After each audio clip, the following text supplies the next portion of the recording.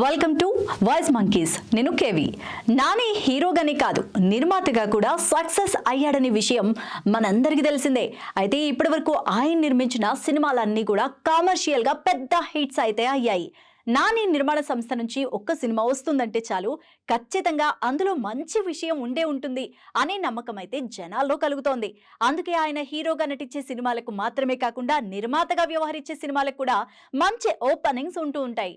ఈ నేపథ్యంలోనే తాజాగా విడుదలైన కోర్ట్ మూవీ రివ్యూ ఎలా ఉందో తెలుసుకుందాం. కథ విషయానికి వస్తే చందు, జాబిల్లి ప్రేమించుకుంటారు. అయితే టీనేజ్ కుర్రాడు చందు ఓ వాచ్మెన్ కొడుకు, జాబిలి బాగా డబ్బున్న కుటుంబానికి చెందిన అమ్మాయి. ఇక ఈ విషయం జాబిలి మేనమామకి తెలిసిపోతుంది.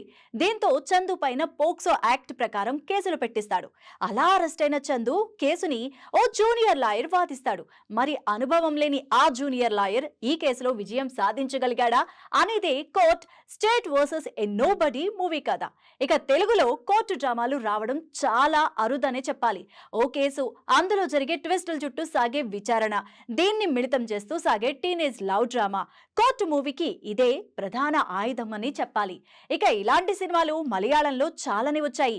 దృశ్యం మూవీ సీక్వెల్స్ అన్నీ కూడా ఓ కేసు, దానిపైన కోర్టులో సాగే విచారణ గురించే. అయితే కోర్టులో అలాంటి హత్యలు ఉండవు, కానీ డ్రామా మాత్రం అద్దరిపోయేలా ఉంటుందని చెప్పాలి. ఇక పోక్సో యాక్ట్ గురించి చాలా మందికి తెలియదు. అట్రాసిటీ కేసు మాదిరిగానే పిల్లలపై జరుగుతున్న లైంగిక నేరాలకు వ్యతిరేకంగా తీసుకొచ్చిన ఈ చట్టాన్ని కూడా చాలా మంది తప్పుగా వాడుకుంటున్నారు. మరి ఈ కోర్టు మూవీ ద్వారా ఈ విషయాన్ని చెప్పే ప్రయత్నం చేశారు director Harsha Roshan. Sridevi Apalla teenage lovers గా తమ నటనతో మెప్పించారు. కోర్టు మూవీకి ప్రధాన బలం శివాజీ నటన. మంగపతి క్యారెక్టర్ లో విలనిజాన్ని అద్భుతంగా పండించాడు శివాజీ. ఇక ఈ మూవీ అతనికి కెరియర్ టర్నింగ్ పాయింట్ అయ్యే అవకాశాలు కూడా చాలానే ఉన్నాయి. ఇక 90s వెబ్ సిరీస్ లో మధ్యతరగతి తండ్రిగా కనిపించిన శివాజీ ఇందులో అహంకారపు ధనికుడిగా కనిపించి పూర్తి మార్క్స్ అయితే కొట్టేశాడు. ఇక రోహిణి, ప్రియదర్శి, సాయి కుమార్ నటన గురించి చెప్పాల్సిన పనే లేదు. ఎస్ఐ క్యారెక్టర్ లో నటించిన రాము చక్కగా నటించాడు. ఇక కోర్టులో సాగే సన్నివేశాలన్నీ ఆసక్తికరంగా తీర్చిదిద్దాడు డైరెక్టర్ రామ్ జగదీష్. నేటి సమాజానికి అవసరమైన కథ రాసుకొని మంచి సమాచారంతో పాటు సందేశాన్ని కూడా ఇచ్చాడు డైరెక్టర్. సెకండ్ హాఫ్ లో స్క్రీన్ ప్లే విషయంలో కాస్త కేర్ తీసుకుని ఉంటే బాగుండేది అనిపించింది. అయితే డైలాగులు మాత్రం చాలా బాగున్నాయి. విజయ్ బుల్గాని ఇచ్చిన మ్యూజిక్, బ్యాక్గ్రౌండ్ స్కోర్ మెప్పించాయి. ఇక నాని చెప్పినట్టుగానే కోర్టు సినిమా కొత్తదనం కోరుకునే తెలుగు ప్రేక్షకులకు ఖచ్చితంగా నచ్చుతుంది. ఇక ఓవరాల్ గా నాని చెప్పాడంటే సినిమా హిట్టే అని మరోసారి నిరూపించిన మూవీ కోర్ట్ స్టేట్ వర్సెస్ ఎ నోబడీ. ముఖ్యంగా సెకండ్ హాఫ్ ను ప్రేక్షకులు విపరీతంగా ఇష్టపడుతున్నారు. ఇక ప్రీమియర్స్ కు వచ్చిన కొందరు లాయర్స్ కూడా సినిమా చాలా సహజంగా ఉందని మెచ్చుకుంటున్నారు.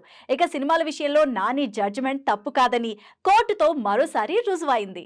ఇక ఇందులో ప్రియదర్శి పాత్ర ఆయన కెరియర్ లోనే ది బెస్ట్ గా నిలిచిపోతుంది. మంగపతిగా నటించిన శివాజీ పాత్రను కూడా ప్రేక్షకులు బాగా రిసీవ్ చేసుకున్నారు. ఇక ఈ మూవీకి రేటింగ్స్ విషయానికి వస్తే 5 కి 4.5 ఇస్తున్నారు ఆడియన్స్.